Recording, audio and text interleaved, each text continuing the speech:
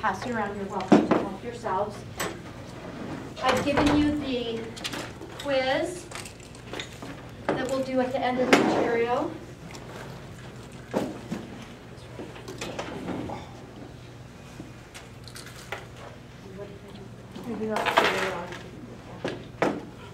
Okay. Used to be happy. Let's go.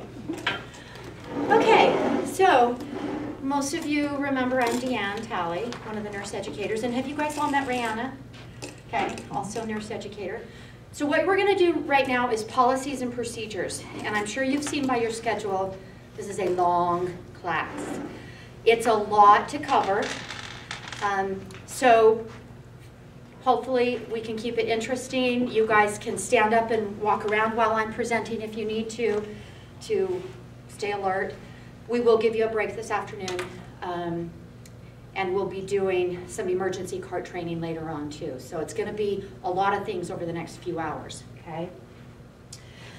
Policies and procedures, if we don't cover some of these with you, there's no way we can expect you guys to adhere to the policies if you don't know what they are. But on the other hand, if I were going to teach you every single policy that we have at the Wyoming State Hospital, you would be here for days and days and weeks, right? There are a ton of policies. However, before you finish your training at the KDC, someone should walk you through the process of going onto your desktop and being able to access all the policies and procedures. Do you all have login information? Mm-hmm. Okay. So maybe later today at the end of the day, I can just make sure that when we're back in the computer lab, we let you guys do that. We're going to focus mostly on some specific nursing policies and procedures, okay? If I can get my little clicker.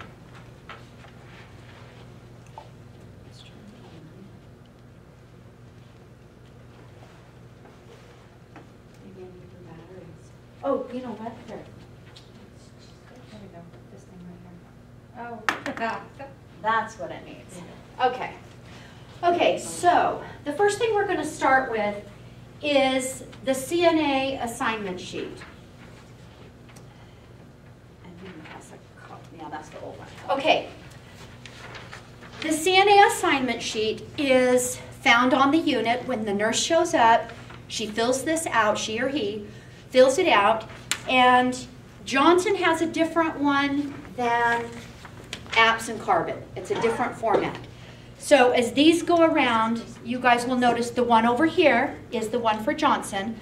The one over here is the version used for the APPS buildings and Carbon, okay? They both accomplish the exact same thing, just in two different formats.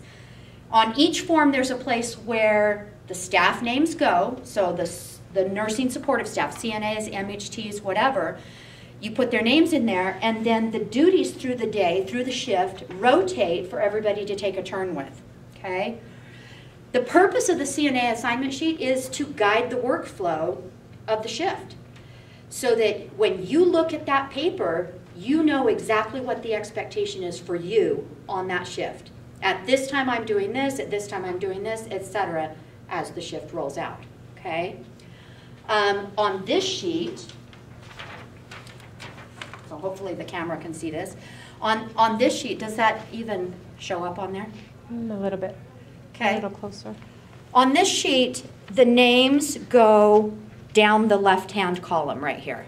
Is that visible? That's better. So the names go down the left-hand column, and then the hours of the shift are across the top.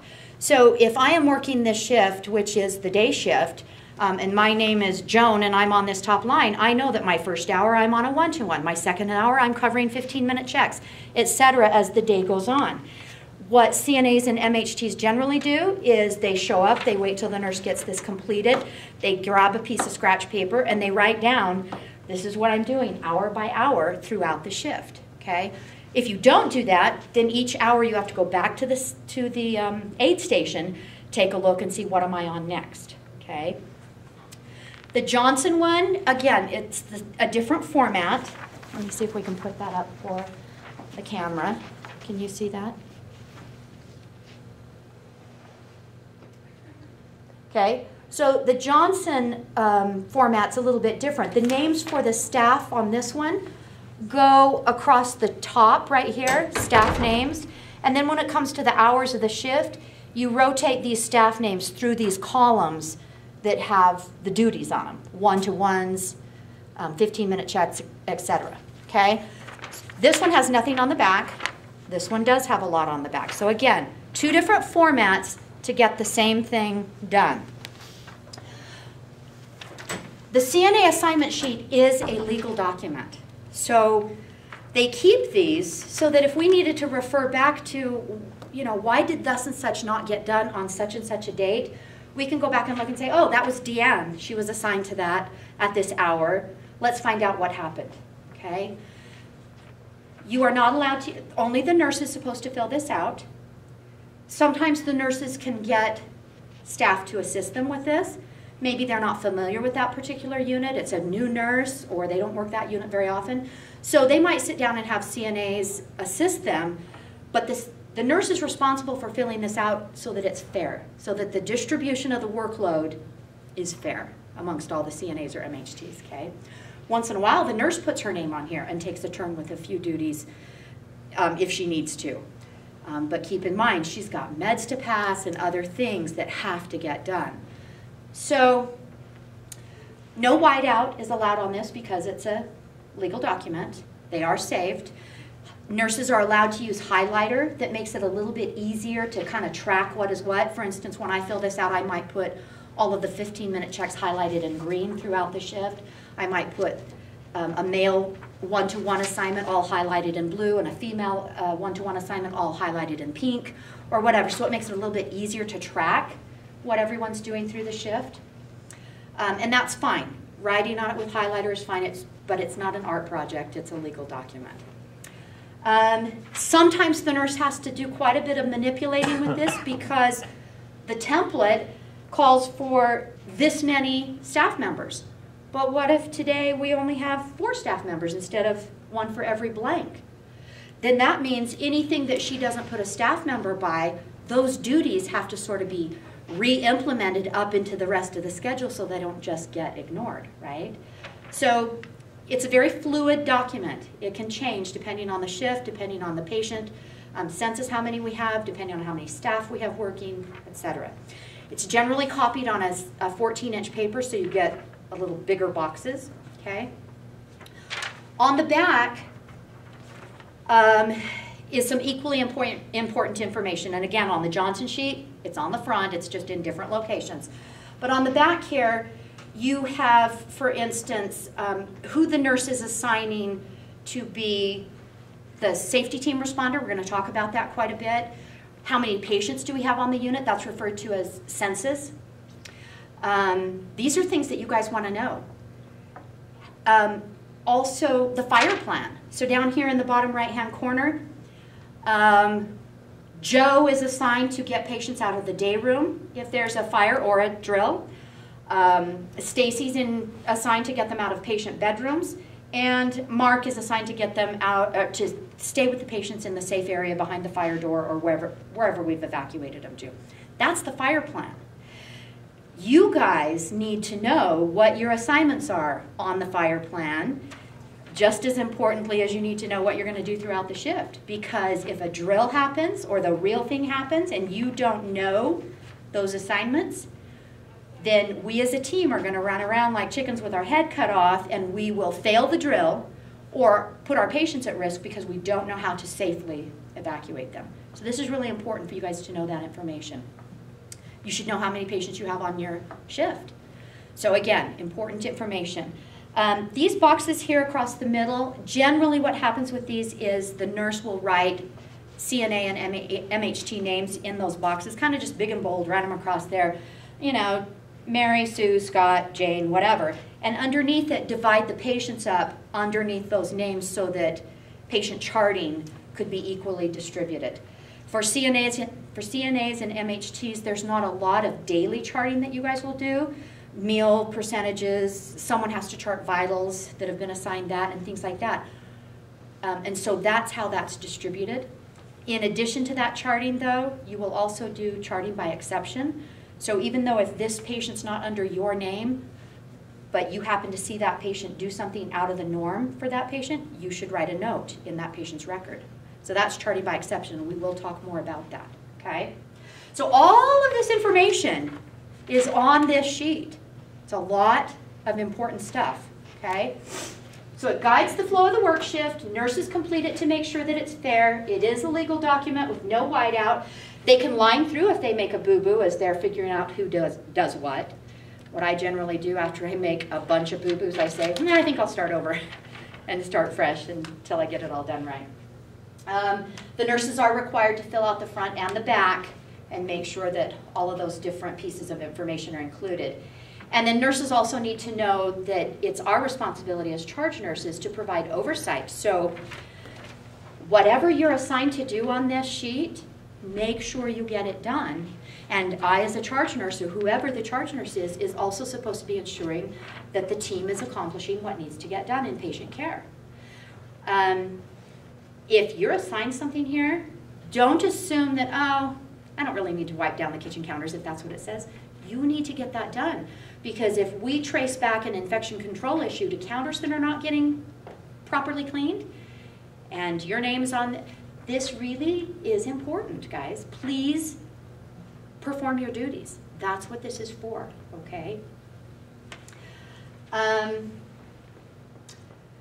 Some of the examples you might see that used, if for instance, vitals didn't get entered, and we had a patient that decompensated, and we would say, why is there nothing in the patient's records about vitals for the last couple of days? We can go back and look at the assignment sheet and say, oh, well, on this day it was Deanne, and on this day it was Rayanna. Why did those things not get entered? And then I can assure you that as a staff member, I would be meeting with my shift supervisor or my unit manager and saying, hey, Deanne, what happened on such and such a day? Why did this not get done? Okay? So just like in any job you've ever had, you're going to have duties that you need to make sure that you get done, okay? All right. The safety team responder, as I said, it's identified on this sheet. On this particular one, it's on the back, right up here in this upper right-hand corner. On the Johnson one, it's in a different spot, but it's right there, safety team responder, and the nurse will assign who is going to be the safety team responder for today's shift. One of the CNAs or MHTs will have that assignment, and they carry the radio so that they can hear any of the safety calls that go out. Now, if it's a safety call where all the alarms are going, everyone knows there's a safety call. But where? How do we know what unit it's on? The radio, right? So that safety responder is going to hear safety call Cottonwood, safety call Cottonwood, safety call Cottonwood. And then they are going to make sure they clue in their teammates on the floor before they just leave. Let the RN know, let the teammates know. Maybe they're on an assignment of 15-minute checks or something, and they need to send that off. Hey, Kelson, will you cover my 15s? I got to go answer this safety call. Okay, and so Kelson's going to pick that up. He's going to make sure that the nurse knows, oh, by the way, Deanne left to cover that safety call. So that now you guys left on the floor know where that team member is and that you're going to be functioning short without him for a while. Okay? Make sure that when you are that safety team person, and by the way, they won't assign you guys to be the safety team person for a little while. They're going to make sure you feel completely trained and oriented to the unit before that happens, okay? But when that time comes, you are going to want to make sure that you do what I've trained you here. Don't just book and run. Hand off your assignment, let them know that you're leaving, and head on out. You guys actually run to another hall if you're out on the apps building, or if you're out there and the call is over on Johnson or Carbon, you're getting in your car and you're driving over there. Because they're separated like that, the Carbon unit and the Johnson unit actually assign two safety team responders, a first and a second one. So if there's a safety call going on over at one of those units and they're waiting for the app staff to get in their car and drive over and help them, there's a gap in time, right? So if the call's happening on Carbon, Johnson is going to send them two people. At least that gives them two bodies to help until the rest of the apps people show up. Or vice versa. If it's happening on Johnson, Carbon will send two responders until the apps people show up. When those other support members have shown up, that second responder goes back to their Johnson or Carbon unit. Okay, does that make sense? So on those cases, they will have 2 names on the sheet for safety team responders. You never, ever, ever go respond to a call and leave your unit with only 1 person on it. So if it happens to be just you and the nurse, the safety team responder and the nurse, and she's passing meds, and all the other MHTs or CNAs are, Dante, are you doing okay? Yep. Okay. If all of the other the team members are sitting one-to-ones, they're otherwise engaged, you can't just run to a safety call and leave that nurse on the floor all by herself, because that's a huge safety risk, right? Hopefully that doesn't happen very often, but it could happen, and in that case you would not leave your unit, okay? Yes? So I have a question. Does APS have just one safety person for the 3 halls? Or No, do they have one for each, hall? yes, 1 for each. So essentially when there's a call going on somewhere, hopefully you're going to have all of the CNAs or several of the CNAs that work on that unit, as well as 4 other responders coming from the other units, plus the security staff that will show up. So you've got 8, 10, 12 people depending on the shift, okay? So you'll have plenty of response. When you go respond to a call, you show up, you find out how you can be helpful, you get in there and you help. You might even need to ask, what do we need to do? Okay, and that's fine. But when the call is over, you need to go back to your unit. After that incident, there should be a quick debriefing, and then you guys should go back to your unit, because while you're gone, that unit is functioning short without you. So they're sucking wind until you show back up, having to cover whatever you were assigned, okay? I've only had it happen once, where as a charge nurse, I had to go hunt for my staff and go to the unit next door where the call had occurred, because they didn't come back, they didn't come back, they didn't come back, and we desperately needed them. And when I arrived, there was my CNA shooting the breeze and socializing with other staff. And so I was like, you need to come back to the unit. We really need you. Okay, so please go back to your unit afterwards. The difference between a safety call, and that's what we call it, a safety call versus a code 4 is, code 4 is silent. So there will be no bells, whistles, alarms going off. And all the safety responder is going to hear on the radio is code 4 Aspen, code 4 Aspen, code 4 Aspen. And what that means is we've got a safety issue developing that we need some additional support for. We're hoping it doesn't go to a full-blown safety call, but we need staff here to be on hand just in case and help us out. Maybe we can keep it de-escalated. So that's the difference between a safety call versus a code 4. It's just silent. When you show up to a code 4, you're not walking in on an imminent danger event already happening. You're going to walk in and you're going to kind of hang back instead of swarming and overwhelming the patient and re-escalate or escalating them higher. You're going to show up and say to staff, hey, what's going on? How can I help? The nurse is going to clue you in, or the other staff, so that they can come up with a plan of how we're going to possibly avoid this going all the way to a safety call. Okay? All right. Documentation after there's been an event would include an incident report. And what I want you guys to know, and this probably was covered when you did your seclusion and restraint training, everyone involved does an incident report. Some facilities have a policy where only the charge nurse puts the whole picture together on the incident report and sends it in. But at the Wyoming State Hospital, if you responded to that event and played a role in it, you will write an incident report of what you saw from your perspective, okay? You also need to write a patient note of what went on, okay? So that we get really all the different pieces of what occurred. So your incident report, your progress note, the debriefing is part of an event after it's occurred, and the nurse has to fill out a code blue form if it was a code blue. By the way, CNAs, MHTs do not respond to a code blue. So if a call comes across the radio, code blue Johnson, nurses respond to code blues. That's a really serious, possibly life-threatening event. The only exception to that is Evergreen. Evergreen is our Medicaid unit, so that it has to have an RN on the floor all the time. So that RN cannot respond to code blues. Okay. So when there's a code blue, you guys as CNAs and MHTs will stay on your unit while your nurse leaves to go answer that code blue. And you guys are going to run the unit and keep everything smooth sailing and take care of the patient needs until that nurse returns. Okay?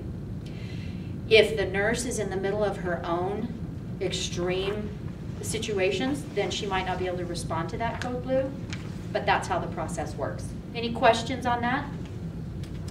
Okay, let's talk about patient privilege level.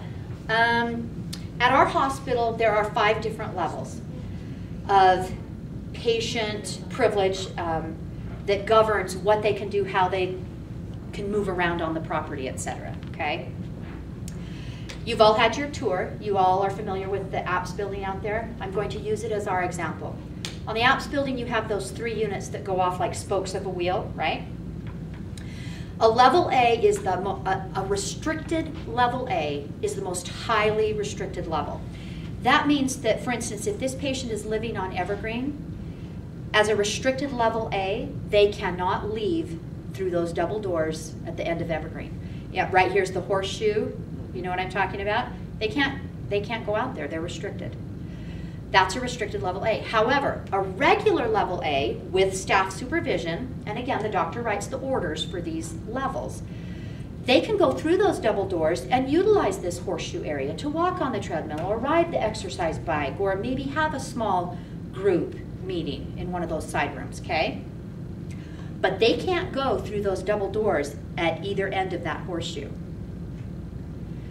Level B can go through those doors because they might be going to the theater for a movie as a group, or they might be going to the great room for treatment mall groups, but they cannot leave the building, okay? Level C, they can leave the building. They might be catching the shuttle bus, and again, they're gonna have staff supervision, to go to the cafeteria, or maybe some other activity on the property, maybe a 4th of July picnic, or whatever. They can leave that building and go to those events. Level C with off-hill privileges means exactly what it says. They can leave their building, they can go to events on the property, but they can also leave the property with staff supervision. This might be an elderly lady from Carbon Unit that goes every Thursday at noon to the Evanston Senior Citizen Luncheon. It might be a patient out at APPS that goes every Wednesday evening to an AA meeting downtown Evanston. It may be a patient that goes with their caseworker to Walmart to purchase some necessities that they have funds for. So these are the reasons that they might be leaving our property to go do those types of things. Keep in mind, patients that have appointments for health care, you know, eye doctor appointments, other doctors, medical doctor appointments downtown, they don't necessarily have to have a level C. That's patient care. So if they don't have a level C, they cannot go get care. There would be some exceptions probably. Right. Okay, so keep in mind, you need to know what the status is for that patient and if there's going to be any exceptions. A good question to ask yourself is if someone says to you in morning meeting, oh, by the way, Mrs. Jones is going downtown today for an eyeglass appointment or a shoe fitting, whatever, and you happen to know that she's a restricted A because she's very unsafe, she's a risk to harm herself, I would be questioning that. I would say, are we for sure? Is she really going downtown? Because she's a restricted A. She's really unsafe and really sick right now. Don't hesitate to ask questions like that because like Rayanna says, there's going to be special circumstances and we want to make sure that the patients that are going down there are safe. And it's okay for you guys to have questions and ask for clarification of things like that. They have to have the order. It has to be. The doctor has to write an order that says they will be leaving the property to go to thus and such appointment, okay? So those are the privilege levels. Do you guys have any questions about that? I will tell you that the forensic unit, Johnson, is maybe a little bit different, but they do still have some patients that have a level C and can go out to the APS building for treatment mall groups, or go to the cafeteria for a meal. Carbon is also a tiny bit different because the layout of the building is such that there's really no place for them to go off the unit but still stay in the building. I mean, essentially there's not really much to do. But they might be able to go onto the little patio, right? It has a patio cover in the nice weather days. They could go and enjoy stuff like that. Anyway, just a few key differences for each unit that you'll want to be familiar with, okay? All right, let's talk briefly about the Wyoming State Hospital dress code. For nursing, it is scrubs or business casual. Any questions about what is business casual? It is supposed to mean a collared shirt and slacks that are not jeans, okay? So a polo shirt that has a couple buttons here with a collar, that's business casual. A t-shirt is not business casual. Great example of business casual. Button down the front, business casual. T-shirt with Budweiser, not business casual, not appropriate. T-shirts are too casual just in and of themselves, and nothing with logos should be worn, okay? Stop and think about this. I have a teenager that has a shirt that she loves. She thinks it's the coolest thing in the universe, and it has this really scary looking skull on the front of it, okay? That could be traumatizing to some of our patients that have trauma and re-traumatizing if they've got trauma in their past, possibly. So you want to make sure you're business appropriate, okay?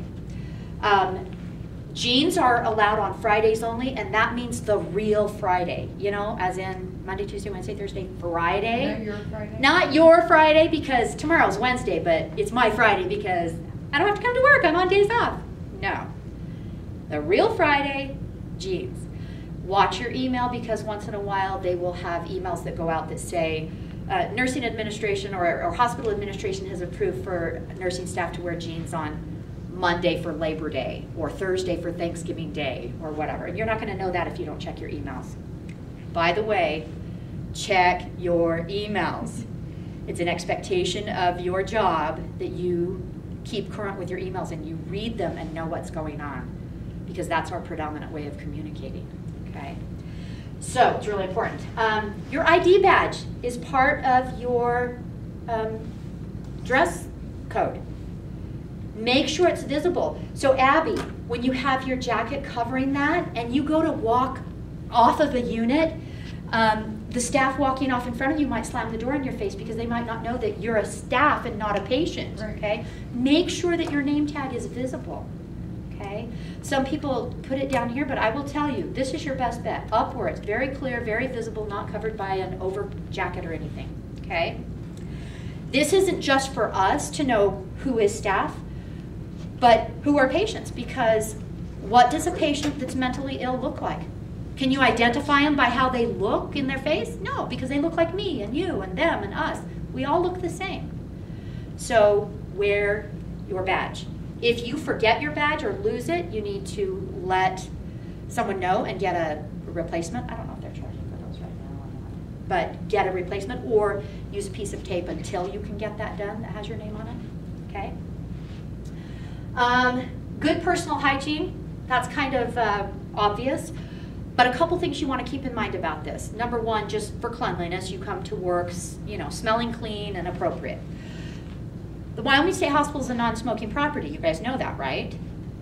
Think about our patients that come here who are smokers. Now, I have 2 daughters that smoke, and that's a tough habit to break. Both of them have wanted to stop smoking, and it's been tough for them. But when patients come to the Wyoming State Hospital, it's not optional for them. It's a non-smoking property, so they will be put on a nicotine patch or nicotine gum order by the doctor. If we as staff go off the property on our break and sit in our enclosed car and smoke, and then come back to the property and walk back on the unit reeking of cigarette smoke, how do you think that makes a patient feel who is a smoker that had to give that up when they came here? Yeah, maybe angry, frustrated, overwhelmed, depressed, all of those things. So part of the dress code is for you to be sensitive about that. And if you're a smoker and you go off the property to smoke, come up with a plan to address smelling fresh when you come back. And that can be a tough thing to accomplish, because if you cover it up with heavy air freshener type sprays or colognes and things, those can be an allergy trigger for some people. So keep all that in mind, okay? It is really an important thing. Hello, Cora. Some prohibited items related to the dress code. No hats, ball caps, sweatpants, lounge pants, blah. By the way, when we say scrubs, and this is mostly applies to the ladies, scrubs means scrubs. Scrubs doesn't mean yoga pants, pajama bottoms. Those are not professional. Scrubs or business casual, okay? No open-toed shoes. This is an infection control issue. You need to be wearing socks and closed-toed shoes. Sorry to interrupt you. I wanted to catch you. Yes. Would it be all right for Gina, the new case manager for CJS, to attend your mental health training? Yes, I would love that. Awesome. She will find some of it pretty basic. Gotcha. Okay, we'll love her input. She's worked primarily in probation and parole, so this would be a good overview for her. Wonderful. We'd love to have her. You bet. And so you know that's next Tuesday. Got it. Okay, thanks. No shorts. There are some places where you can buy scrubs that are shorter, okay? But it has to be below the knee or it's considered short. So if it's at the knee or above, those are shorts and they're not allowed. If they're below the knee, where you could legitimately call them a capri, those are acceptable per the Director of Nursing, Jeremiah, okay? And I have seen some nurses wear capris, mid-calf type things, but they're still wearing closed-toed shoes with socks, okay? I personally prefer that my legs are covered when I'm working in nursing. I have had lots of bodily fluids on me. I think it's a smart choice to cover yourself, okay? I will tell you that as you go out onto the unit, you will see violations of this. You will see some staff that wear t-shirts. You will see some staff that wear jeans when it's not a Friday. So let me reiterate, this is the dress code. You are being trained that this is the expectation. I am hopeful that each one of you have the personal integrity to practice your nursing practice appropriately and according to facility policies. This is important. Our patients have the right to be served by people that act and look the part. They're here for professional services. So even though you may see some violations of it out there, just know that those are handled via the charge nurse and going up the chain of command, and you are only in charge of you. And so I really, really encourage you guys to follow the dress code, okay? Yes? Statistically, if you read some stuff on, like as far as statistics go, when you dress and feel like you look nice, that's exactly how you present yourself. And that's how you get treated. Right. Okay? So bear that in mind. Any questions about, oh, one last thing I will say to this is, and I will say this in several points of this presentation, the night shift is not a different expectation. Just because it's going from 7P to 7A and there's no administrators on the unit necessarily, they could come on at any time. There are shift supervisors, they are considered administrative nurses, but sometimes the night shift might think that the rules don't apply. All the patients are asleep most of the night, blah, blah. Night shift is held to the same expectation. So again, be that person that steps up to that level of expectation, okay? We want you guys to know that there's always an administrative nurse on call. Now, none of you are nurses. Part of the training here is that nurses will report specific things to the administrative nurse on call.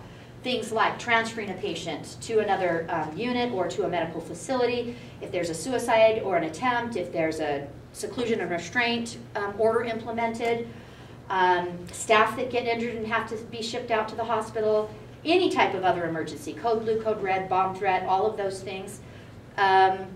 Suspicion that a staff is working impaired.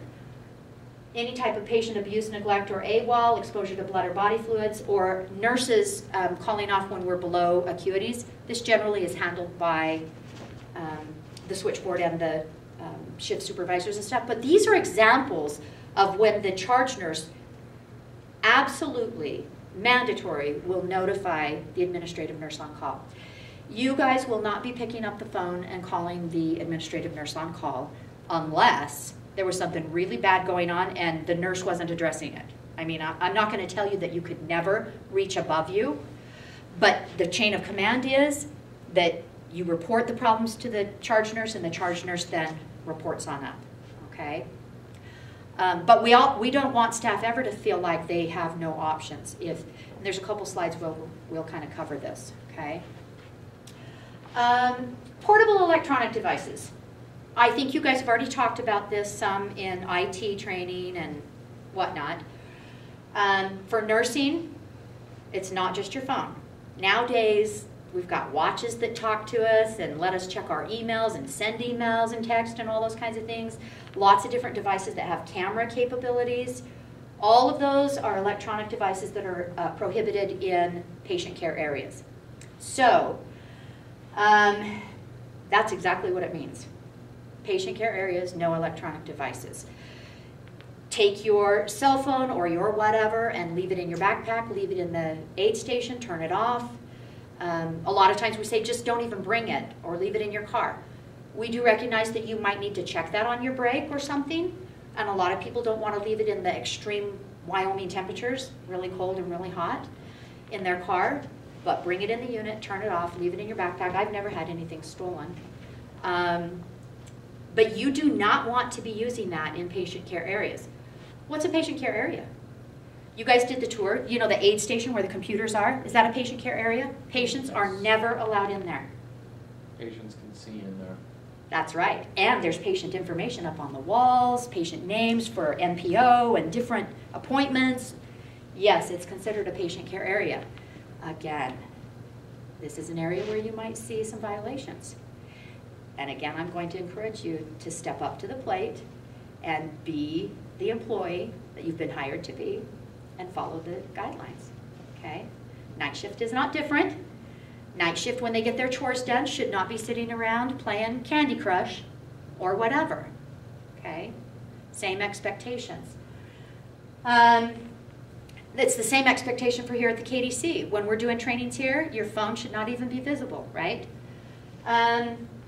Additionally, while you're monitoring a one-to-one, that's even more critical that you not have your electronic devices present. However, I will tell you, there have been occasions when staff have been reprimanded and it goes up that chain of command because staff sometimes tend to think that it might work to do this. Well, okay, here's my patient, it's 2 a.m., my patient's asleep in their bed and I'm in line of sight sitting in the doorway monitoring this patient. And it's 2 a.m., where's the camera? And so I pull it out and I look. Is that acceptable? No. The policy isn't, don't use your cell phone where you can get caught. That is not the policy. Do not use your electronic devices in patient care areas. We are on the clock. We are getting paid to be professionals. We are not getting paid to surf the web or check our texts and things like that. So I know I'm hammering it hard, but don't use your electronic devices while you're at work, and particularly not on a one-to-one. But yeah, the patients that we work with, they are more keen to what we're doing a lot of times than we are to them. So you'll be sitting a one-to-one and you may not think that they're watching, or you may think they're asleep. And that is some of the times that they've actually hurt themselves, is when somebody will even be playing a crossword puzzle or something and not have like direct eyes on them. So they're here for a reason, and we're here to make sure that we help them stay safe.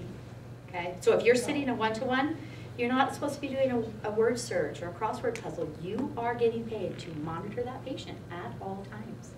It's only an hour assignment, and then someone will relieve you and take their turn. Okay? Everyone is responsible for enforcing this policy. So if you're out on the unit and you happen to see a coworker that pulls their cell phone out. Is it appropriate for you to just be like, well, that's him, he can, ignore his patient while he is watching, his cell phone instead? No. What's intended by this concept is that everyone feels ownership of having the quality of care level where it needs to be. So in that case, it might be something like, oh, he tells him, put your phone away, you're not allowed to have that out here, okay? And he might be, oh, okay, I'll put that away. Now, if he is ornery about it, or,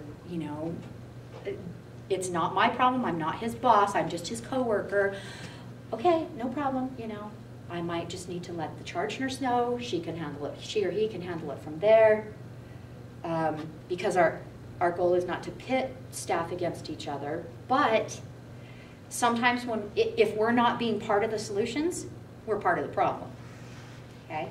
Keep that in mind. And you can lose your job for this, because you're basically abandoning a patient to focus on something else. This is something that DFS comes in and periodically looks at the cameras, and it is considered neglect.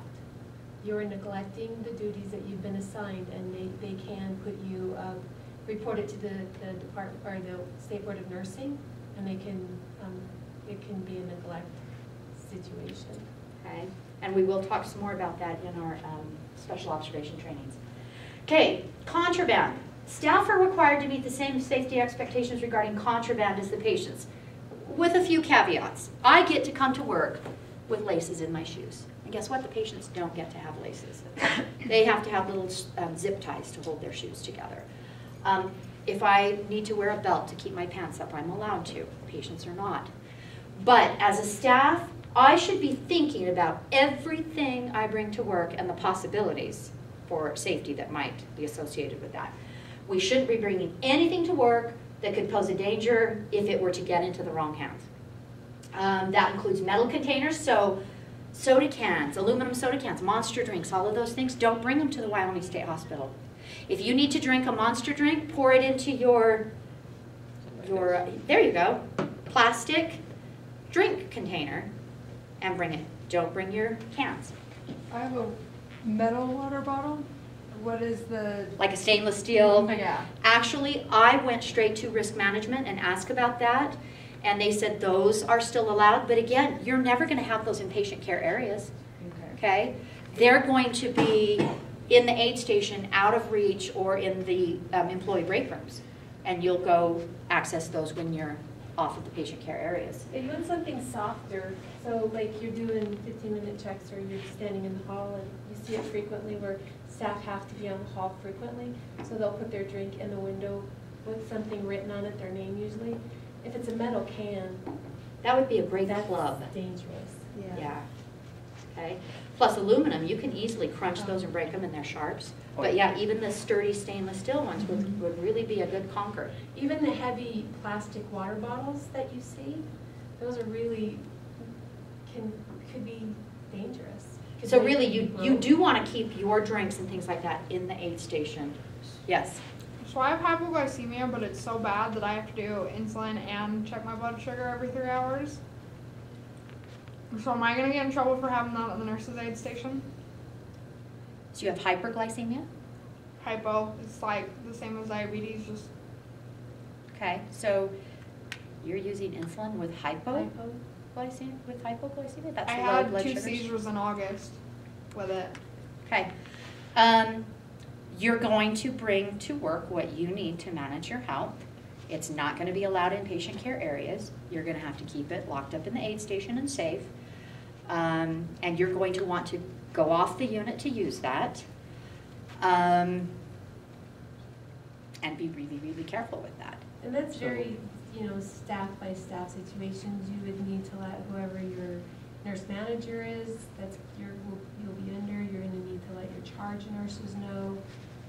It's, this is not like an example, but it's like when we have staff that are pregnant and they need to eat every 3 to 4 hours because their blood sugars drop.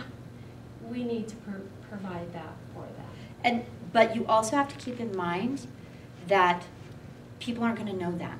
unless you let them know, because it wouldn't be appropriate for us to send out a mass email to all of the staff that says, hey guys, be aware that our new hire, Jessica, is this, this, this, this. You have to have ownership of letting your team know, hey guys, just in case I start, this goes on, this is what's da-da-da-da-da, charge nurse, be aware, da-da-da, okay? So while you're on the hall and you're doing your 15-minute checks, Talk loud so I can hear while you. you're on the hall and you're doing like your 15-minute checks, are you allowed to have like a drink or something with you? Just get you. You really parched should or- leave that in the aid station, and at the end of your hour, you can go to the bathroom, you can get your drink. Again, it's only an hour.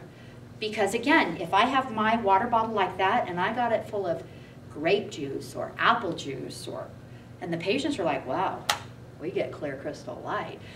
I really think we all need to be sensitive to that. And again, it could be a safety hazard. So we're encouraged to leave our drink containers in the aid station, okay? No matter what it's made out of, it could be a safety issue, okay? Not to mention the fact that they feel like it's unfair, okay? So frequently you'll see staff with styrofoam cups with their names written on them.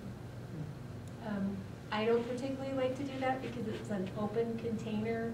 You don't know who's going to walk by and put whatever in your drink, but you'll see staff will have a styrofoam cup with their name written on it. Okay. Glass containers. So this would be like an iced coffee beverage or something. Don't bring glass to the Wyoming State Hospital. We've had it happen, even after this training, after we've really emphasized this, and sometime in the last year, we had a fairly new hire person that was out on the unit, brought a glass container while sitting on a one-to-one with a patient that was at risk for harming self, and got a hold of that glass bottle, smashed it, and cut themselves up and had to go for a lot of stitches. It took 17 seconds. Don't bring glass. I mean, it was like, when you think about 17 seconds being a very minute amount of time, all of that what Diane just explained, I was there, that it was 17 seconds that it took. And that could have been Right. life-ending. So you don't want to be that person that brings glass. Okay. Personal medication, this kind of goes along the lines that with Jessica. We put this in here because, again, it has to be kept on. Maybe you're a person that has to take allergy medicine partway through your shift. I don't know. But it should be kept safe in the aid station, and you should self-administer it very low-key. It is not something that all of your teammates and patients should even be aware of, okay? Oh, I think I'll go pop some pills, because how does anybody know what those are? Oh, it's just a little bit of Zyrtec allergy medicine. Think about what we're doing, okay? Anything that could be adapted to use as a weapon or a ligature, you want to think about that. We discourage the use of lanyards. You'll probably see some staff that do have them, but even the breakaway kind, if a patient were to get a hold of it right at that breakaway area and hold that, how are you going to break that away? There are some that are double breakaways, but again, think about safety all the time, okay? So, reiterate, do not have metal or glass containers on the units at any time, ever, and especially one-to-ones and two-to-ones. Okay, we're going to talk briefly about our our immobile patient protocol. So, any of you already have your CNA certification? You do? You're already a CNA? Well, it's down in Utah, and it won't transfer over because I didn't get enough hours. Okay, that's all right. So in your CNA training, what is standard nursing practice procedure for patients that cannot move themselves? They are completely... Moving them every 1 to 2 hours. There you go. Q2 hours at the maximum. Yeah. Because they need to be repositioned to keep their circulation going and all kinds of things, right? So you guys are being trained that when we have a patient that can't mobilize, nursing staff are supposed to be assisting with that. Sometimes we have patients that can mobilize. They're capable. But they choose not to. Okay, and that might be because of their mental illness, okay? So again, it's our responsibility as nursing staff to make sure that we're assisting them to move and maintain all of their health and functionality. We don't want their skin to break down, et cetera, right? So just really quick, reposition or have the patient change positions every 2 hours while awake, encourage active exercises throughout the day, encourage deep breathing and coughing every hour to 2 hours. What happens if you just sit and don't move? What happens in your lungs? Fluids begin to accumulate, right? So then we have risk for pneumonia, okay? So they need to be moving, breathing, coughing. TED hose, the compression hose if they're ordered by the doctor. If you have a patient that refuses to mobilize after 2 hours, then the CNAs, make sure you're reporting that to the nurses. The nurses need to be aware of it and trying to help with that. And if the patient still has refused to move by the 4-hour mark, it's mandatory reporting to the provider so we can come up with a plan. Maybe we're going to need to put hands on and get them to ambulate a little bit or something. Why do you think we've had to add this to our training when it's just standard nursing practice? Everyone Because it should. happens. Because it happens, because staff fail to pay close attention, notice it, report it, whatever, and then we have patients that have poor outcomes. And it has happened. So make sure that you're aware of those things. If you're walking the 15-minute checks and the person is in the same position every time you walk by, you should be talking to them. Kelson, would you like to get up and go to the restroom? Or would you like to walk 15s with me for a minute? How was your day today? I haven't visited with you for a while. Come walk with me. Socialize with them. Instead of, you need to get up and walk. Or, shame on you for laying here for the last 45 minutes. That's not nursing practice. Okay? What about when you get the very large patients that are like up in the 400-pound range? We had one at the facility I used to work at. We have lifts. We should be using lifts to help move them. They still have to be toileted and pericare. Like, I mean, he was always on his back or on his stomach just because we couldn't keep him on his sides. So we have. I've worked the geriatrics unit. We have extremely good staff, and we've had a man that weighed well over 400 pounds, and we turned him, and we propped him, and if he would go back, we would go back, and we would turn him and prop him. And very, very few of these patients at this facility have ever had skin breakdown. See, the place I used to work out, I mainly worked on the full-time patients that never left unless they passed away or family moved them to another facility. And we have horrible CNAs, like absolutely horrible.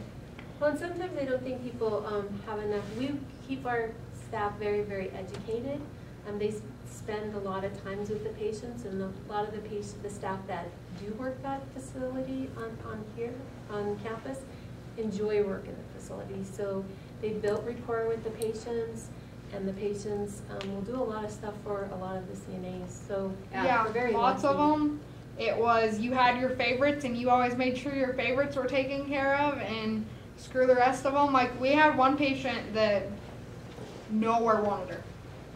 Nowhere would take her. We didn't want her, but nowhere else would take her because she was just the biggest pain ever. Like, So that is one of the key characteristics of quality nursing practice, is that we provide the same care to everybody across the board, regardless. and there was right? a couple CNAs that would tell her to shut up because she wouldn't because she'd bring her call like every 5 minutes. And so how did that make you feel as a care provider? It pisses you off, and then, but as soon as you got her and you had 15 other colleagues, because we'd only have 2 CNAs for 30 patients because we were that short-staffed, and Okay. we had the easiest haul. So what I'm going to tell you is, even on those days when it feels like you're being run 100 different directions and staffing maybe isn't what you wish it would be, for the most part, our units are staffed pretty well. Now, people that have worked in situations like that realize what poor staffing really is, right?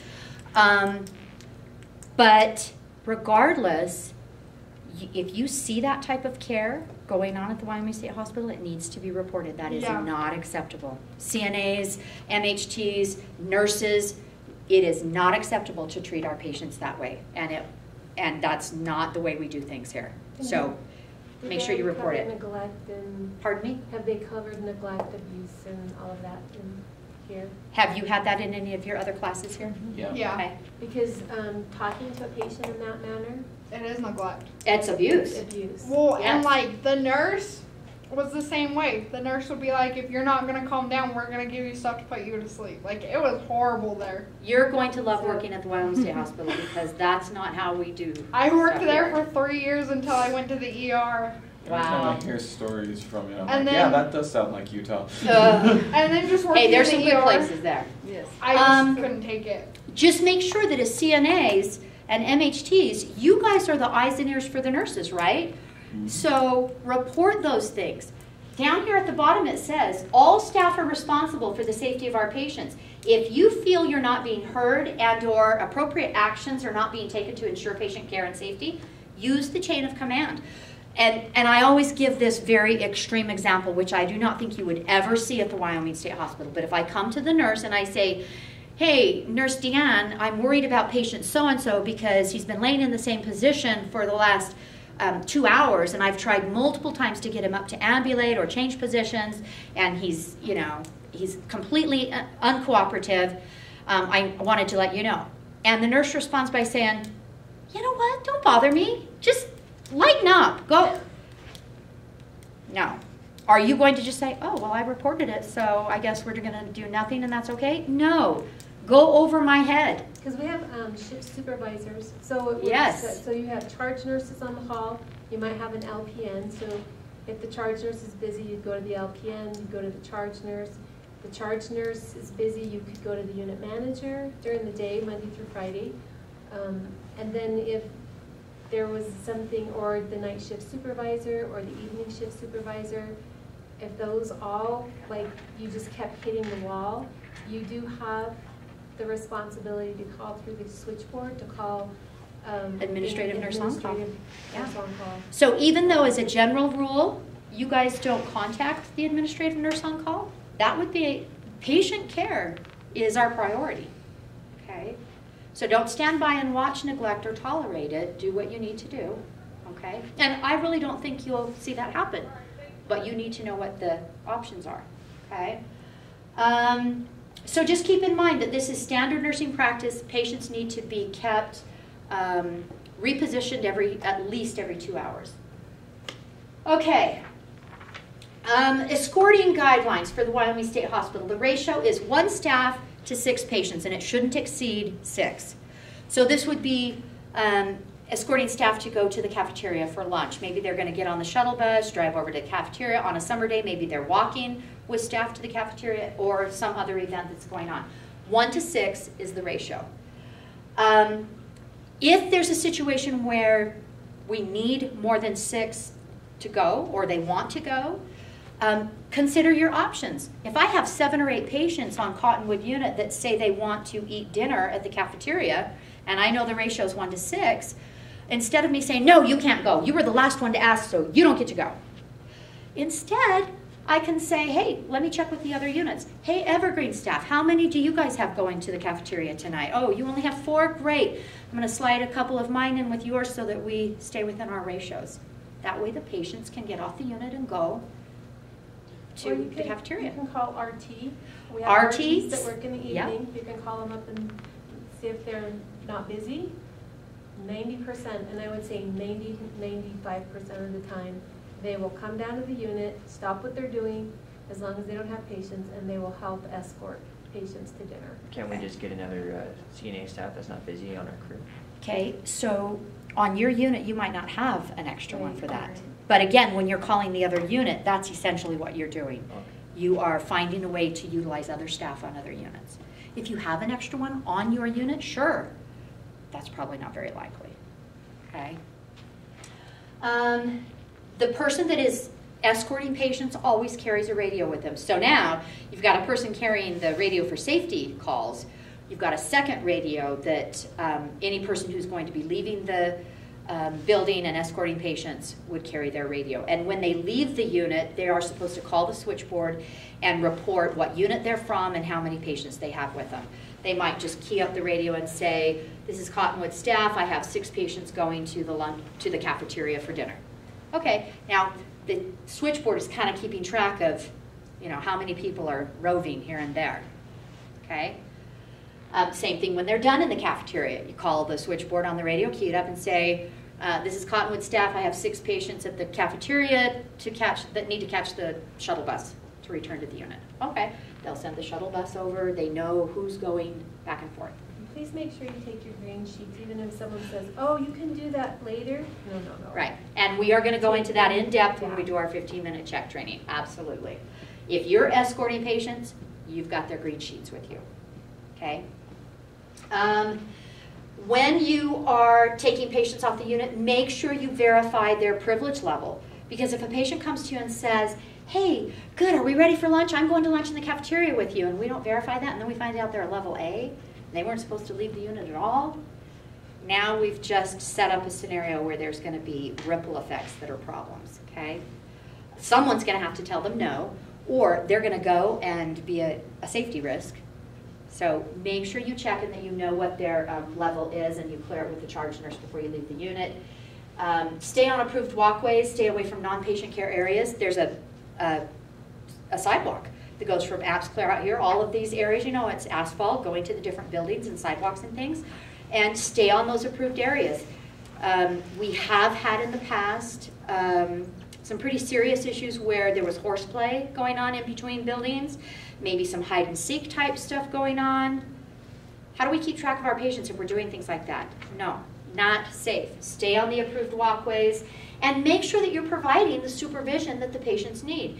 If I'm up here walking with patient Susie and there's 4 other patients behind me, do I know what they're doing? Do I know that they're safe? Do I know if they're picking up a piece of glass from the ground? Do you know if they hook left for the fence? There you go. So the guideline is walk beside at the back of the group, or the back of the group. So beside the last ones where you can see all of the group as you're escorting. Okay? You're keeping yourself safe. You're keeping the entire group of patients safe. Make sure you're providing the appropriate supervision. So again, if they're wanting to do something that's not acceptable, you're there to provide the supervision. You're not there to be their best buddy. You're always going to be kind, polite, professional, treat them with dignity, but that doesn't mean you're going to say, okay, all right, you guys can pick up those sticks and sword play for a while, sword fight, whatever. No, you are the professional that needs to be keeping that appropriate. Stay alert and monitor that nothing dangerous is being picked up and engaged in. Do you guys know where Lake Louise is? Down there past the Johnson, the Carn building where Johnson and... Fishing hole? Yeah, it's a little fishing hole, little water reservoir. There's a little dock that has a picnic table on it and stuff. So in nice weather, sometimes patients go on walks and go down there with staff supervision.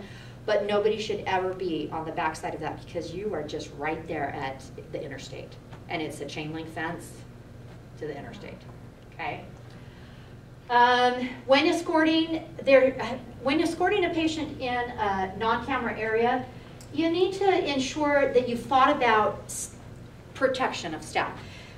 Considering gender preferences, you want to make sure that you are not putting yourself at risk, or that a patient could then accuse you of something. So when you're in off-camera areas, essentially you should have another staff with you, okay? That's not always 100% possible, but you want to really be thinking about that.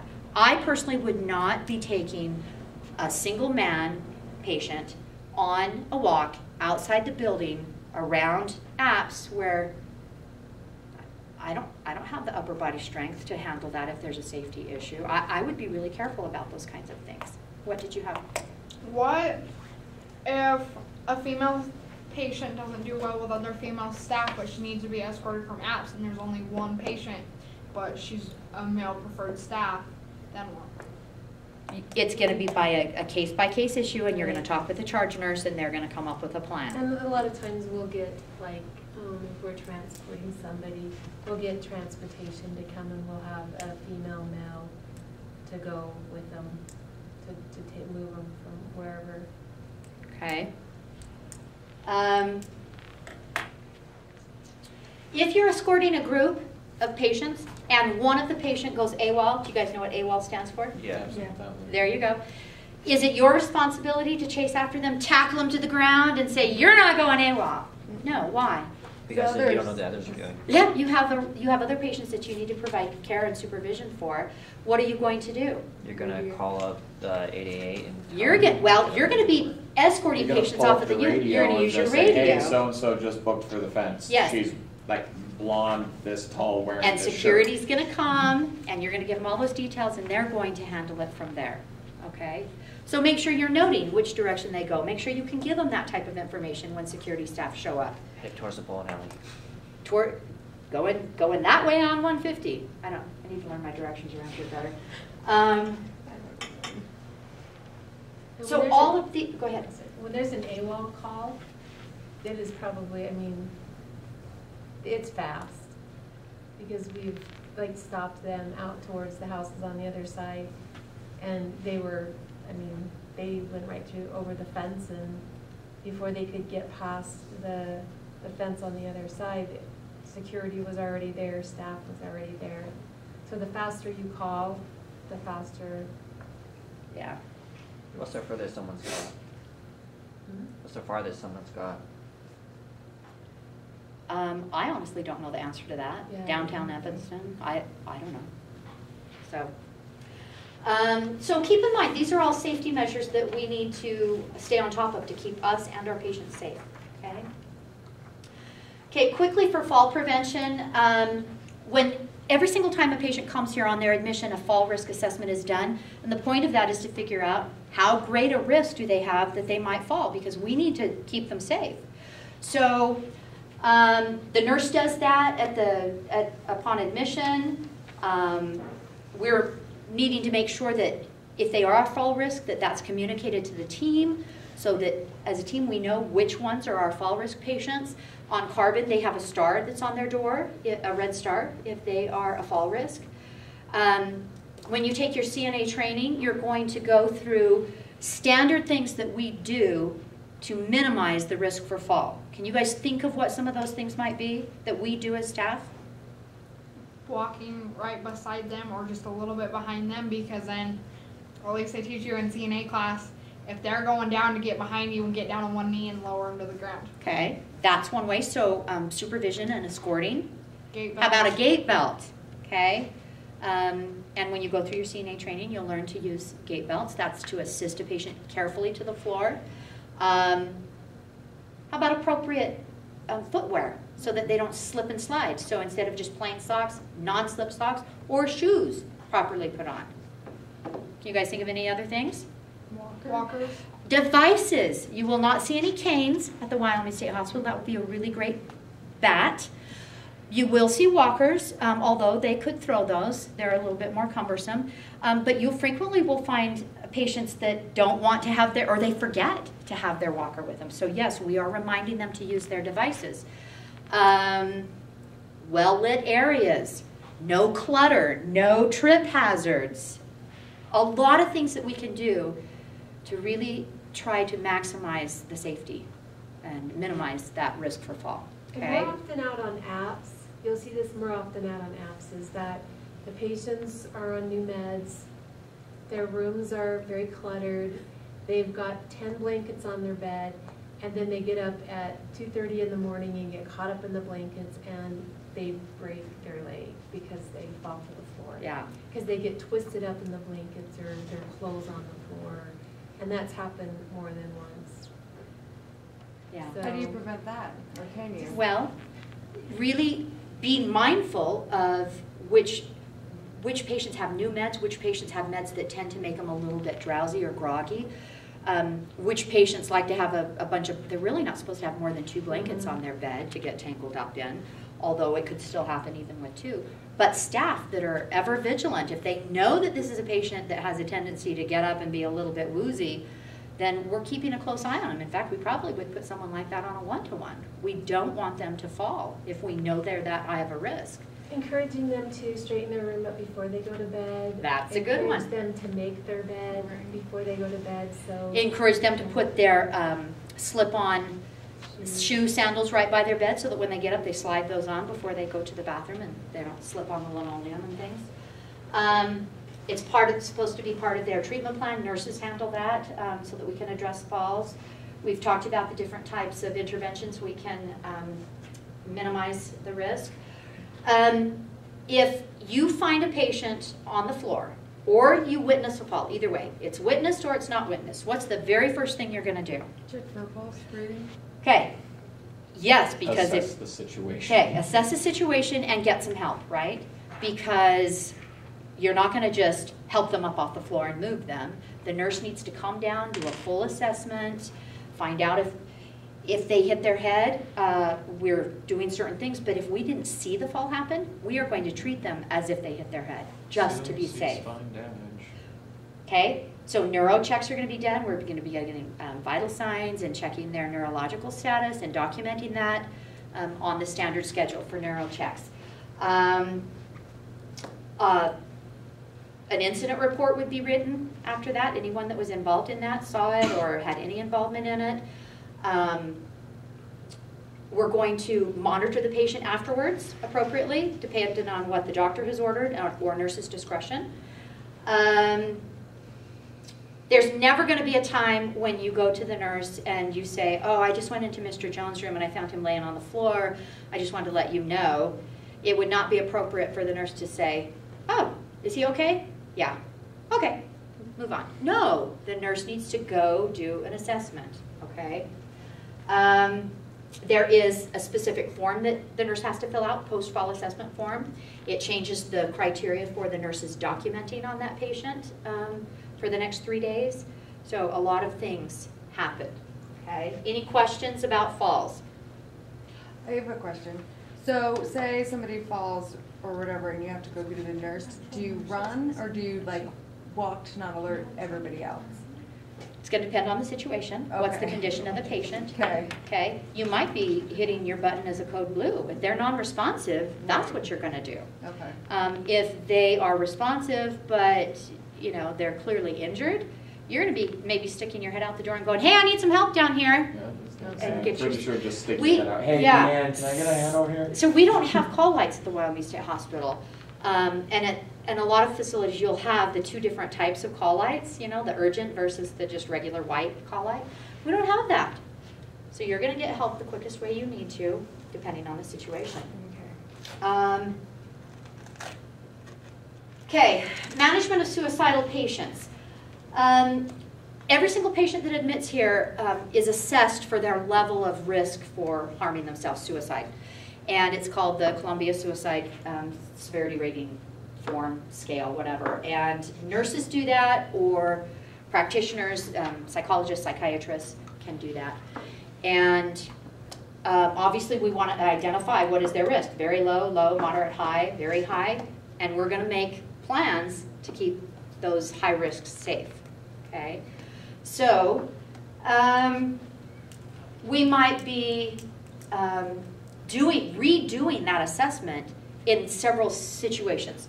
Number one, if the provider asks it to get done. So, and again, you guys won't have to worry about this. The nurses will be doing it. There will be things that as a team that we are doing to make sure that that patient stays safe, because if they are a risk to themselves, they might need to be removed from the unit. If they have a roommate and they might have some things in their room that could possibly be utilized to harm themselves, like the sheets off their bed, okay?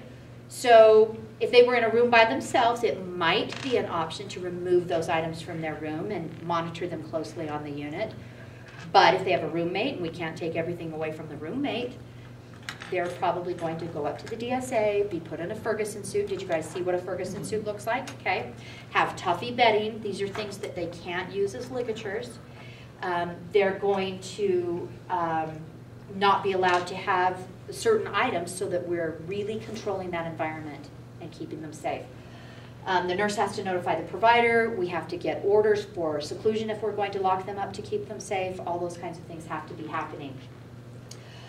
So we might be doing a patient room search. We might remove bedding and anything from their room. All those things that are listed there are really not allowed anyway, like CDs, shoelaces, things like that. But whatever, we're going to ensure that a safe environment has been provided. Jessica. I have a question real quick. Does anyone, like, for DNRs, is it placed on the door or what? It is not placed on the door. It's on their 24-hour shift report. Okay. Is Johnson the only unit that still has the watermark? I think all of them have watermarks. Do they? So it might be at the bottom, but it also might be bold right across the top in a gray, kind of a light font, DNR, or this advanced directives, da-da-da-da-da. We don't have a whole lot of DNR people that are here. We don't have a whole lot of what? DNR people. Yeah. We have very few DNRs. Okay. All right, we're going to do our special observation training. And there are different levels of special observations.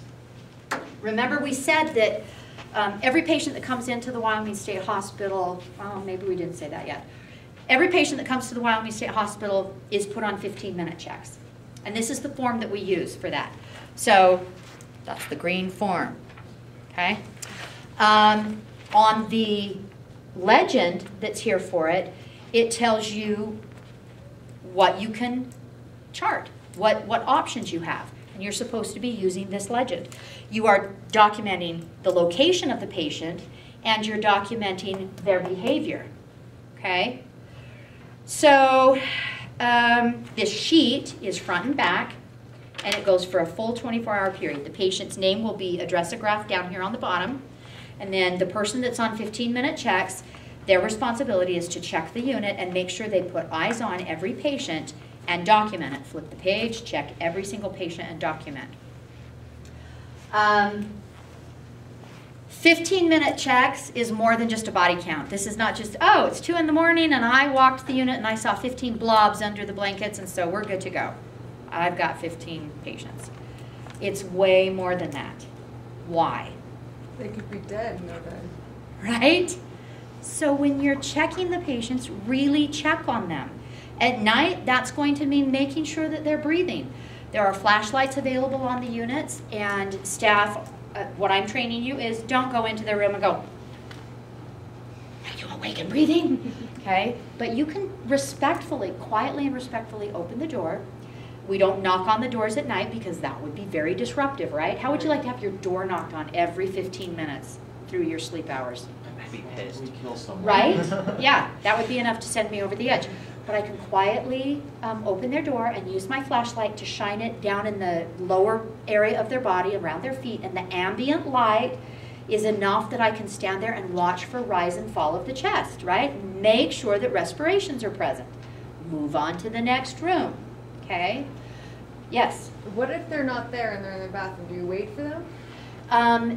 You're going to want to make sure that they're safe. Is that where you knock and? You can. You could also, if they have a roommate, you're not going to want to disturb the roommate. Right. You've got a couple of options. You might grab another staff that says, hey, stand here at the door while I go check on them. You can just quietly go in and tap on the door. Are you okay, Mr. Jones, or whoever it is you're trying to check on? Yeah, I'm fine. Okay. All right.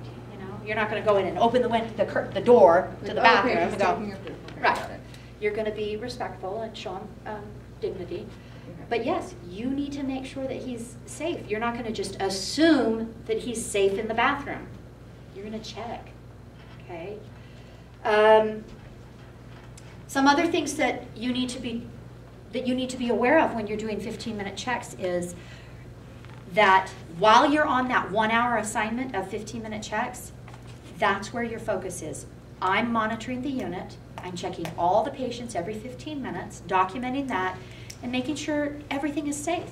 So if I'm walking the unit and I see a paper clip on the floor, do I just walk past it 4 times in an hour? No, that could be a sharp that someone hurts themselves with. Pick it up. I'm supposed to be monitoring the patients. As I walk my 15s, particularly during the waking hours, I should interact with the patients because this is what's going to give me insight to how they're doing. Are they having a change in mental status? Are they having just a change in mood? Are they starting to get agitated? I should pick up on that, report it to my team, document it, right? If I walk the unit and I check all the patients, when I get to the end of the unit, I happen to see Mr. Jones is pacing back and forth in his room with his hands clenched and he's pacing. And I say to him, Mr. Jones, are you doing okay? And he yells at me, you need to back off, bleepity bleep bleep. Okay. Agitated. All right. Now I finish walking my walk. I get back up to the aid station with the rest of my team. I don't say anything. And 20 minutes later, he punches his roommate, and I say, I saw that coming. Well, what good did it do me to be monitoring the unit? I should have gone back to the aid station and said to the nurse, hey, I just want to let you know Mr. Jones is starting to get agitated down in his room. I tried to talk to him, and he, yell and swear at me. He's really agitated. We need to come up with a plan. The whole team needs to be aware, blah, blah, blah. Maybe she can get him a PRN. Maybe that's the whole point, wouldn't you say? Okay. You're going to stay on the unit the whole time so that you can see what's going on the unit. If you walk the unit and then go into the aid station and put your head down for 4 or 5, 6, 7 minutes to write all this on your sheets or lollygag around, do you know what's happening on the unit? So you need to be staying on the unit. Patient needs still have to be met. You may have a patient come to you and say, hey, can I have a glass of ice water, or can I have my ADL bucket? And if there's other staff available, then certainly they can meet those patient needs and your focus would remain on the hall. If there's no one else to meet those patient needs, you're going to have to use your professional judgment. If it's something that you could quickly step up into the aid station, what's your ADL bucket number? 12. Okay, here it is. And I walk back off and here's your ADL bucket. I shut the door and I'm back on the unit. Maybe that's an acceptable 10 seconds off of the unit. But if I pick up the ADL bucket and then the patient says, oh, I need 2 containers of shampoo and 1 of conditioner, and I need a new antiperspirant, and I need one of those little lotion cups you guys have. Oh, and I need a new comb and a toothbrush. My professional judgment says that's going to take me off the unit for such a long time. I'm going to probably say to the patient, hey, let me see if I can find somebody else to get all that for you. I need to be on the unit. Or can you give me just a few more minutes? I'm almost done with my 15s and I will get you everything you need and we'll get your shower started. Okay, I don't have to say, no, can't you see I'm busy doing 15-minute checks? Don't bother me. No, that's not appropriate. But it's my job to keep the unit safe. Sometimes you have situations where you might need to serve breakfast trays while you're doing 15-minute checks, and that's not ideal. We don't want to see that happening, but once in a while it happens, doesn't it? Okay? Again, do you then say to the patients, y'all don't get breakfast today. I'm walking the unit. I'm on 15-minute checks. No. You're going to be a professional and you're going to do your very best. You're not going to get in trouble for doing your very best. So you're going to go into the kitchen, roll up the door, serve a few trays, roll it down, walk the unit and check it, come back in, roll it up, serve some more trays, be communicating with your patients. Hey guys, be patient with me this morning. I'm kind of doing double duty. Or grab your hall card. The nurse actually should be cognizant of what the staffing situation is. Maybe there's a unit clerk that can help. Maybe the unit manager's already in the building and could help. Maybe security's close at hand.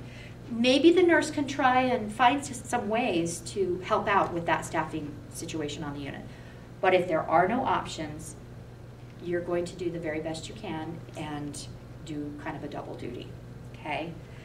Some staff sometimes say that they worry, oh, I'm going to get in trouble, I'm going to get written up, I'm going to lose my job. If you're blatantly disregarding your patients and you're not monitoring like you should be concerned about that. But if you're doing the very best you can, and everyone at the hospital knows what the staffing is, and you are doing the best you can, you're going to be fine. Does that make sense? This is where your professional judgment comes in, okay? And you've got a nurse there. If you feel like it's unsafe, say something to the nurse. Maybe you have a patient in the dining room that's ramping up, and you don't feel comfortable shutting that window and going off and do it. You know, maybe each situation has to be handled at that time, okay? Before you move on from the green sheet, so what's really helpful, one thing that, and we don't do this enough, but it's very helpful for people doing groups. People doing the 15s is on the bottom of the sheet, and there's no place that it says this is just something that we do, is that you figure out during the morning what the patient's level is, whether they're restricted A, whether they're an A, whether they're a B. And all you have to do is put like an RA at the bottom for restricted A, an A, a B, so that when the group facilitators come to get the patients for their groups, they can just look through them and say, oh, this person's going to be able to go, this person can go, this one can go on the unit, but they can't go to the treatment wall, this one can go to the PEP program, and it's just really quick. If That's a that really good red- idea. If the red Yeah. letter is on the bottom of the green sheet. Because remember, privilege levels are fluid. That could have changed late last night, that a patient got drop carded, and the RT staff might not know anything about what happened. So they might just think, oh, he was here yesterday for a group, so he can come today. No, oh, there's been change, he can't come. And you'll usually So- find that out during the morning meeting, and then they don't leave the unit till 9:15. So there's time to figure that out and jot that down. The other thing I wanted to say is that when patients are going off the unit for groups or for appointments off Hill or for whatever, meetings with their providers and things, the green sheet is supposed to go with them. If you're escorting patients to the cafeteria, you're supposed to take the green sheet for each of those patients with you because you're the one that's monitoring them every 15 minutes while you have them off the unit for 30 minutes or 45 minutes for that meal. If you don't take that, then this paper is still on the unit. What are the staff going to do with it? They can't put down safe, calm. They don't know. Patient's not there for them to monitor. And if they did that, that would be false documentation.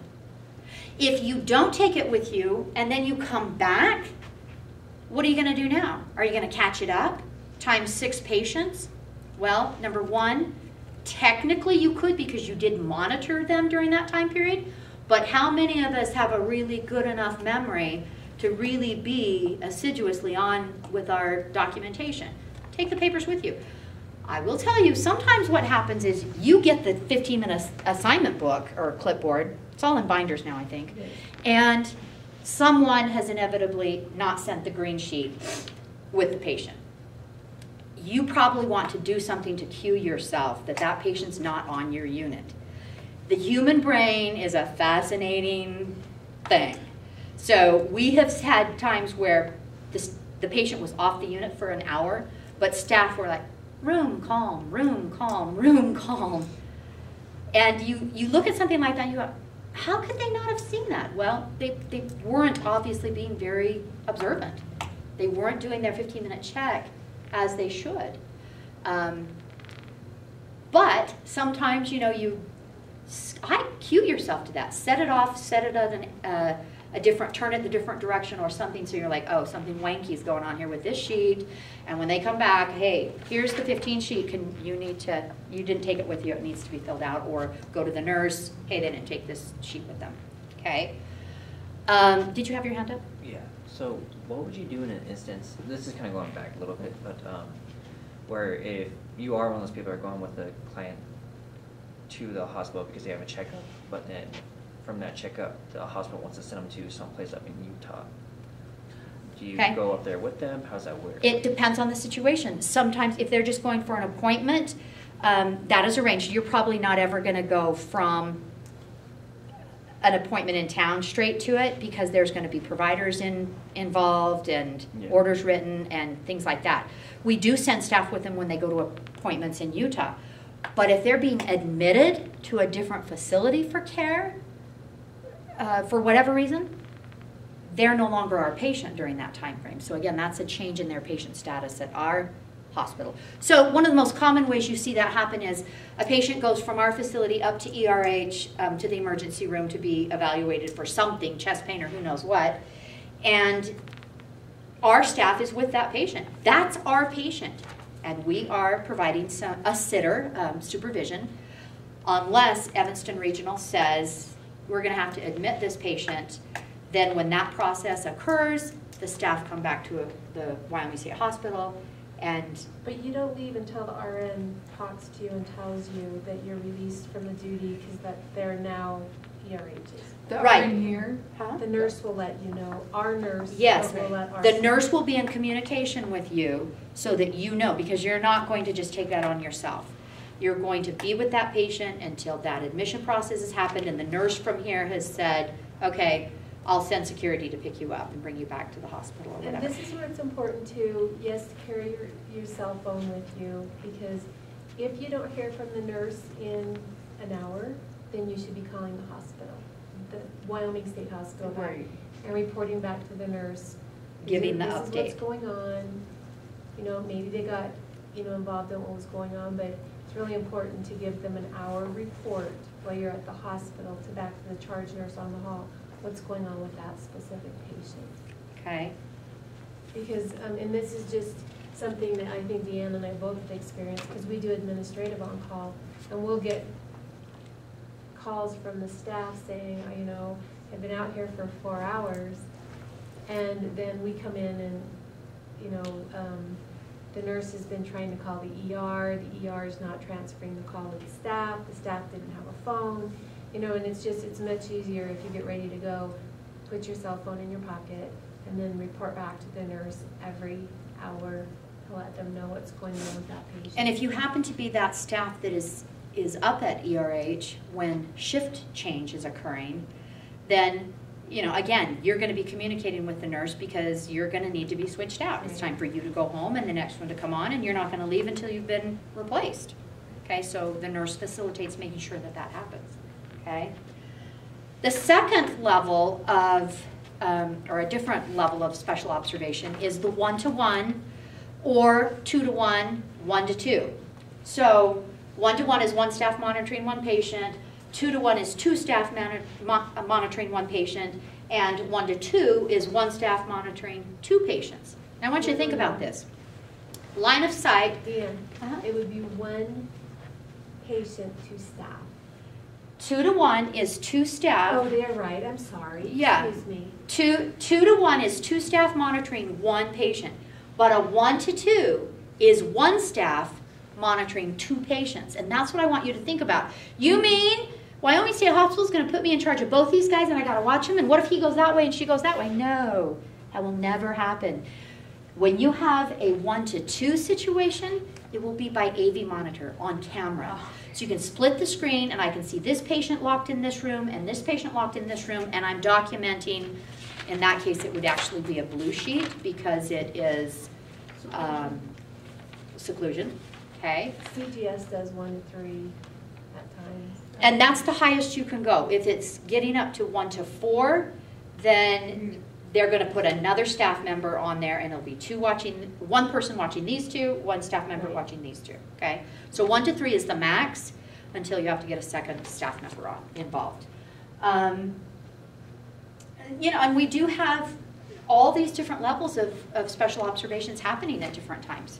So when you're on 2-to-1, do you both have to keep eye on that patient at Yes. all times? Yes, this is not, hey, this is going to be a cream puff assignment because while you're watching her, I'll do whatever I want. I'll go to the bathroom and I'll go get us a drink and I'll go, Unless there's an order, and you have to remember that they write orders specific ways. You can have a 1-to-2, one patient, two staff, but one staff is in the room watching the patient while they're showering or using the restroom. The other staff is standing in the hallway in line of sight from a camera to watch the staff watching the patient. To make sure that the staff isn't doing anything inappropriate. wrong. Well, so that this patient can't come back later and say, oh, that staff member touched me inappropriately while I was showering. Right, No, okay. because I was watching Rayanna the whole time. I'm standing in the doorway watching Rayanna, who's looking this way, watching the patient, and I know for a fact she didn't walk in there and And touch you're the not patient. having conversation with them. You are watching, because we need to be able to, you know, for whatever reason, if it went to court, whatever the documentation, you got to be able to say the staff member was standing in the doorway, visualizing the staff in the room that was watching the patient. So Okay. for one-on-ones, how does it work with the bathroom and the shower? Exactly the same Just way. like If this that? is a 1-to-1 and your patient walks into their room and into the bathroom, you're grabbing another staff member and they're going to stand in the doorway while they stand by the bathroom door and provide privacy and dignity, but still monitor that patient. So they're being monitored by this person at the So you doorway. still watch them? Yes, Yeah. unless, but like she says, there are the doctors can write the orders however they write them. A 1-to-1 except for the bathroom use? It could Okay. be written that way, okay? It could be written 1-to-1 only while awake. And as a staff member, you can always, even if the patient isn't a 1-to-2 while they're using the restroom, you can say, Deanne, could you please stand at the doorway while I stand in here, so-and-so's gonna use the restroom. That's always acceptable. Yeah, so, and that would be a 1-to-1 situation, and I don't want to leave myself open for, yeah. So say you're on a 1-to-1 and you have to go to the bathroom, like you can't wait your hour. Do you grab someone else to be your one-to-one? You would have to. You would either need to wait or find someone to cover that while you step off the unit. So, I mean, in a perfect world, you would take care of those issues before your assignment. But if an emergency happened, then you would get someone to cover. You'd be like, hey, can you cover this for me for right now? You know, please. Or go get the nurse. I need to, you know, I need to. And have that her does, I mean, that's not uncommon. I mean, sometimes the staffing is, you have 3 one-to-ones to a unit. And so you can only sit a one-to-one, a specific one-to-one for an hour. But you might have a one-to-one and then have to have someone switch you out, so you go to the next one-to-one. So you switch out into the next one-to-one. You might have 3 hours of one-to-one. So you might have to say, oh, I'm good, but then you get there and you're there 10 minutes and you're like, I'm not good, I need to use the restroom. And so you're going to have staff assist you, okay? Because you would never, ever just walk away. And you would want to do the same for staff. So it's just, you know, courtesy and polite. One more thing that backtracking to the 15-minute checks, when you're on the Med-Jerry unit, and Johnson, there's a couple little differences. On Carbon, on the geriatric unit, you might be checking other things besides just the standard 15-minute checks. Maybe you have an elderly lady that is supposed to be wearing her CPAP every time she's laying in bed resting. And she rests through the day, not just the nighttime. So when you walk your 15s, it might be, here, let me help you get your CPAP on. And you come back 15 minutes later and she's pulled it up. You're like, here, let me help you get your CPAP on, okay? Maybe checking for their POSI alarms. Are they connected so that if they try to get out of bed, it signals us and we can go, that's another implementation for fall risk.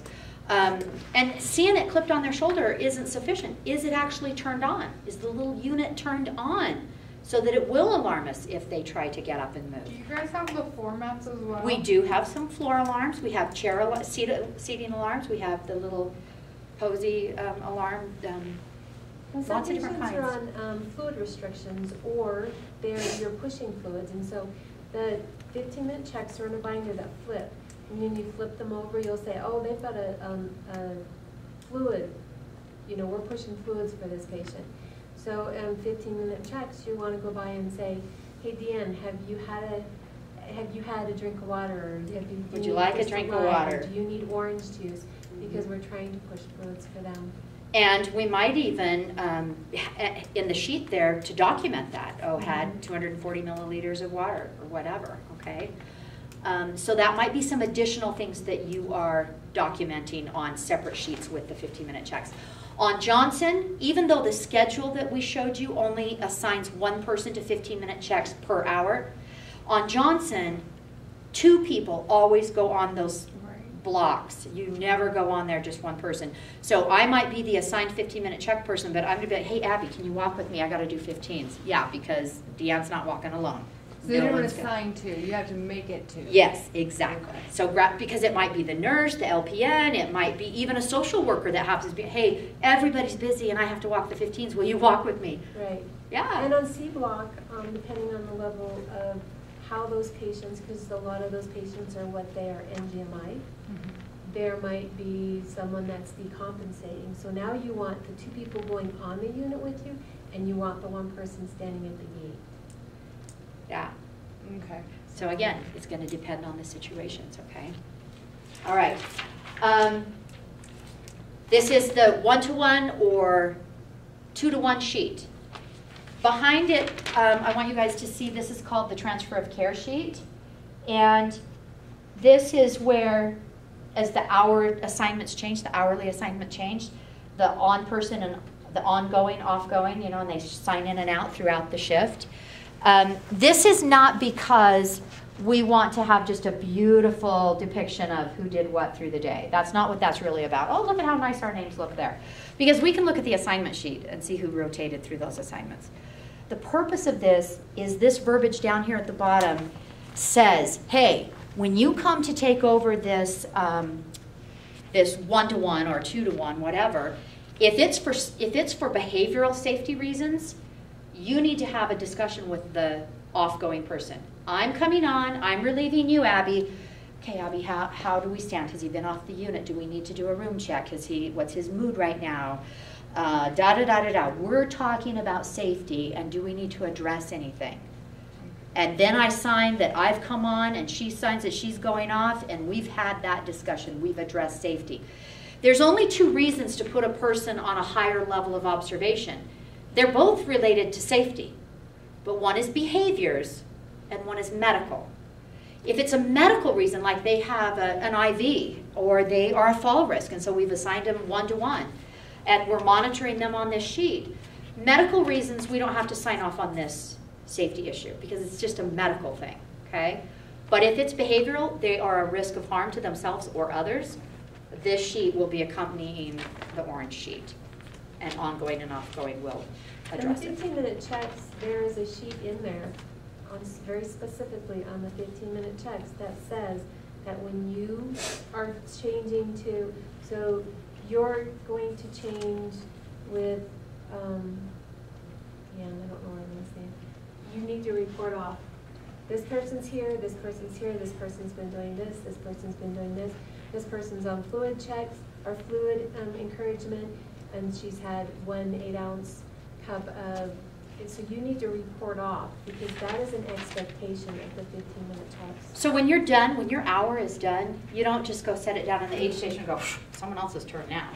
You actually take this and you walk up, you check the assignment sheet, who's next. You walk, hey, Kelson, you're next on the 15, so here they are. You give them the binder. You say, by the way, we've got 15 patients on the unit. Everyone is doing pretty well right now. We do have Mr. Jones off at an appointment downtown, and Mrs. Smith is meeting with her provider off the unit right now. Everyone else is on the hall and doing fine. Oh wait, except for Mr. Erickson, who's in that last room down there, and he's kind of getting a little agitated. You know, we talked about that already here. Boom, I have a snapshot of the unit. And that's handing them off Okay. to the nurse, because I came in the other day at 2 o'clock in the morning, and I was coming in as the charge nurse, like the other nurse that had been here for a while. But I was told that I was on 15-minute checks. And so then the staff on 15-minute checks laid the binder down, went on lunch. I had no idea I was on 15-minute checks because I'm checking all of the assignment stuff. I'm checking which meds I'm going to need to give. I'm going by the rooms and checking on the patients to see, you know. She's does making this rounds. Is it, yeah, oxygen, CPAPs, you know, has the catheters been dumped, all of these things. And so I missed 45 minutes of 15-minute checks. And I'm the charge nurse on the hall. So it's, I mean, you want to hand off to the charge nurse as well if they're on Okay. the assignment sheet.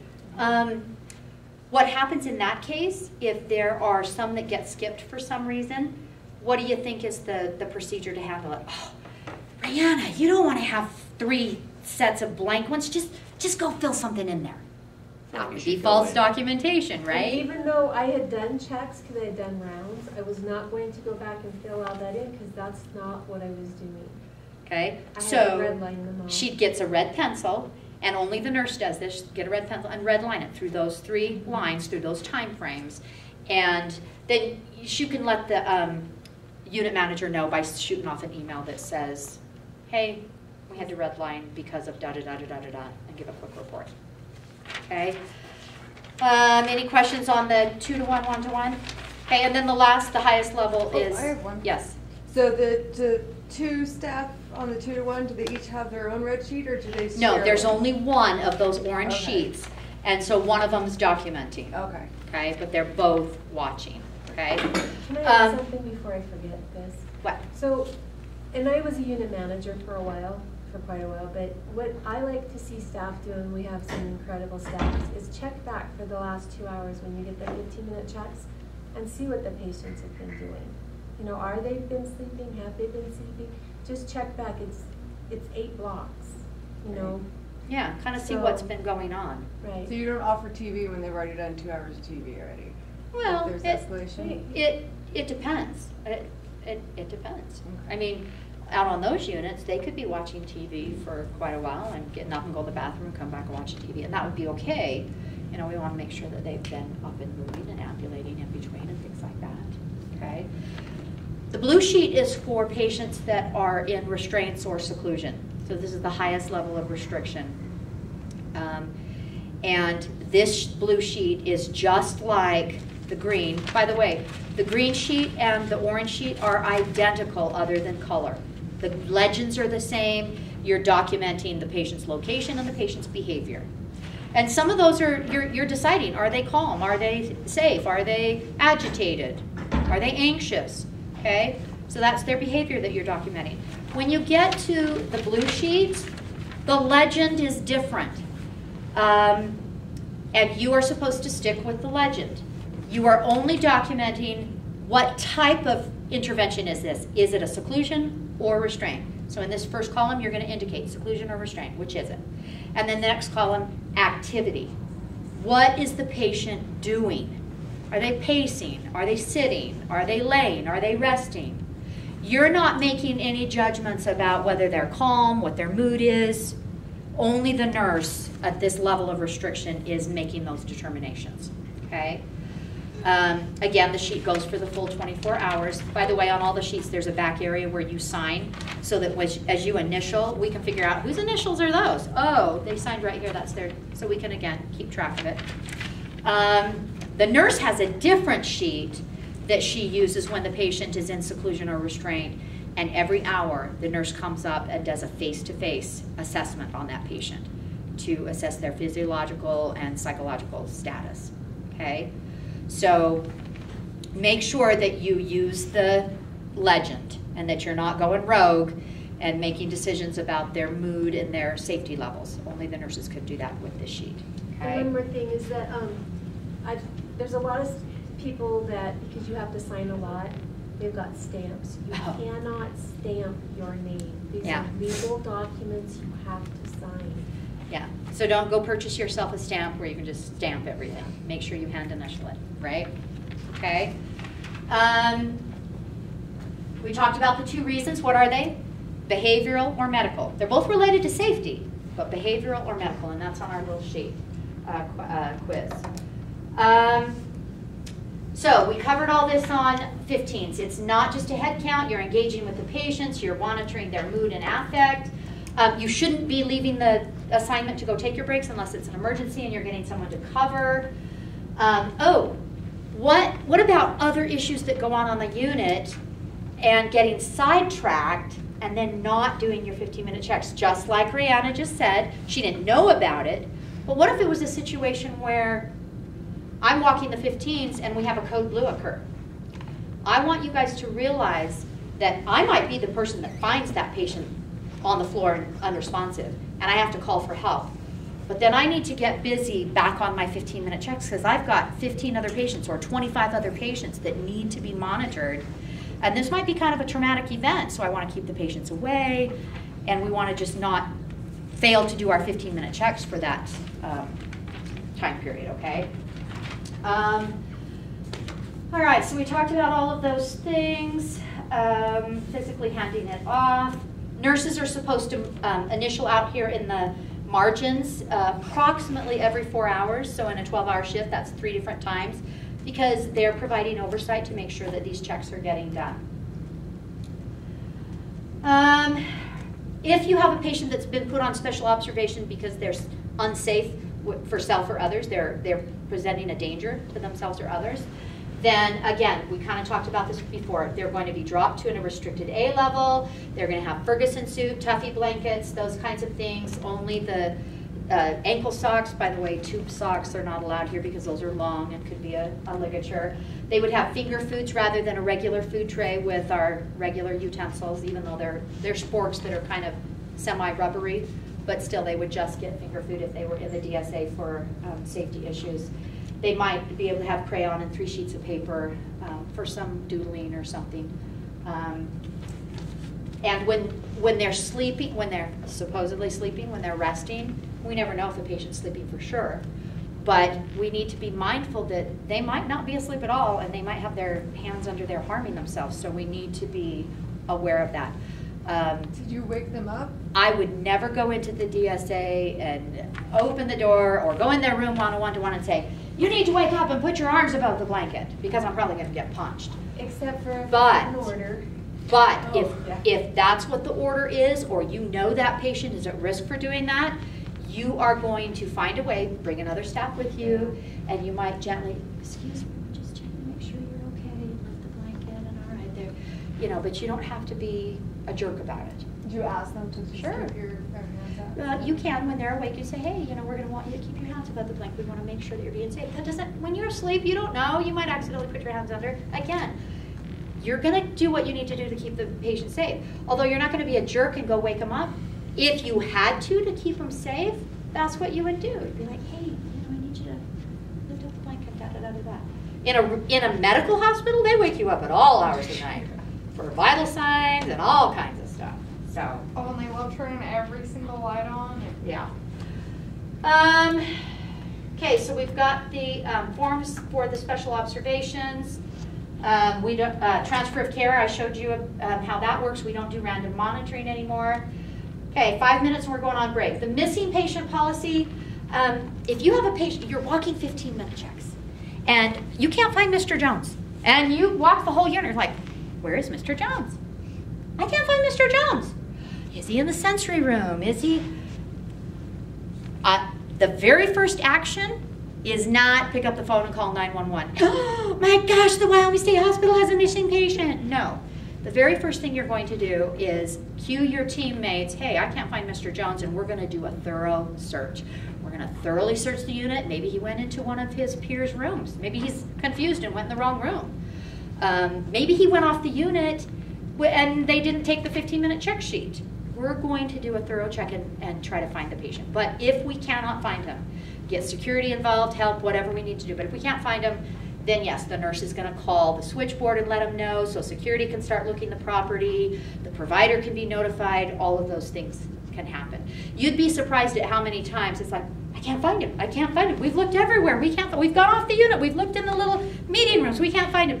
And then it turns out that they're in the noisy day room watching TV, but they're sitting in the chair right inside the window and right down below where you kind of can't see them. So that's a good reason to open the door and check in there rather than just glancing through the windows, okay? But the nurse will be doing specific things if the patient truly is missing. Okay, I know that you guys covered confidentiality and ethics already with IT staff and HR staff, so we're not going to hit this very hard. But remember, first of all, confidentiality works both ways. It's not just us keeping patient stuff private, it's also us keeping our peers' information private. So you shouldn't be at work talking with your coworkers about the wild party you had last night, or why Joey's not working today as a CNA because did you not hear he got picked up for DUI last night, or why is Deanne not working the floor today? She's usually our nurse on this shift. Oh, didn't you hear? She had her baby last night, or whatever. People have private lives. We're not supposed to be talking about those in patient care areas, okay? So that's confidentiality both ways. You are not to develop a personal relationship with the patient. Absolutely unprofessional, right? Okay?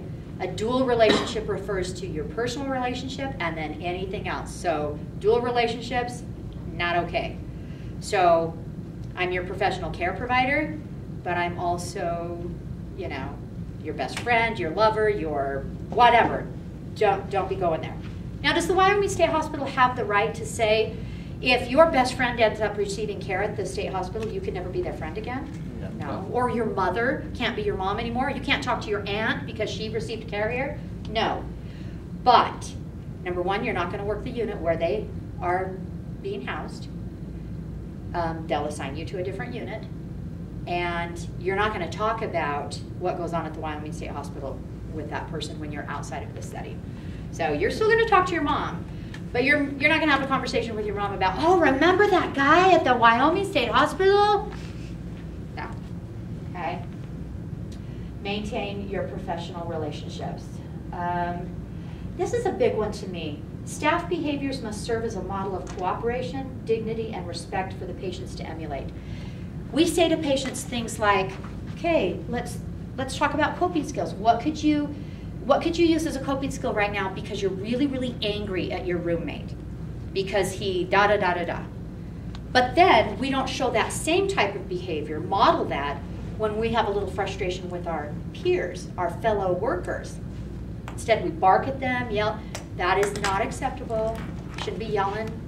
at your coworkers, solve your problems in a professional manner, okay? Use humor judiciously. This is another one, you know.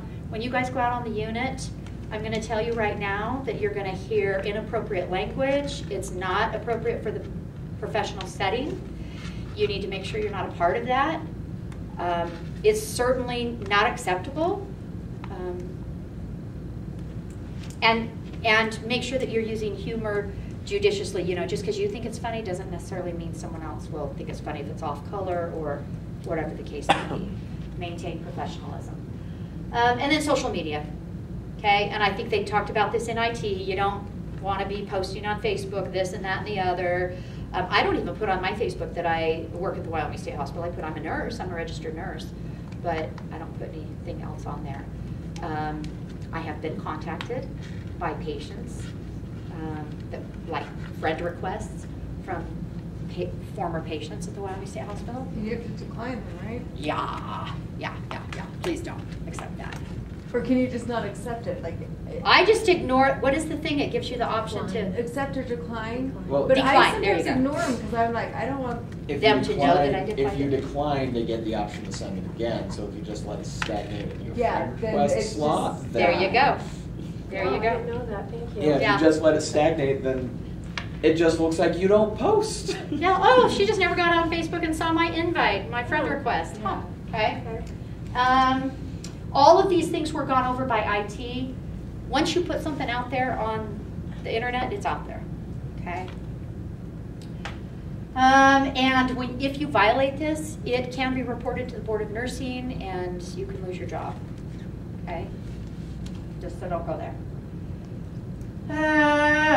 Okay, let's take a 15-minute break, and then when you come back, we'll do our quiz as a group, and then we'll move on to the next segment.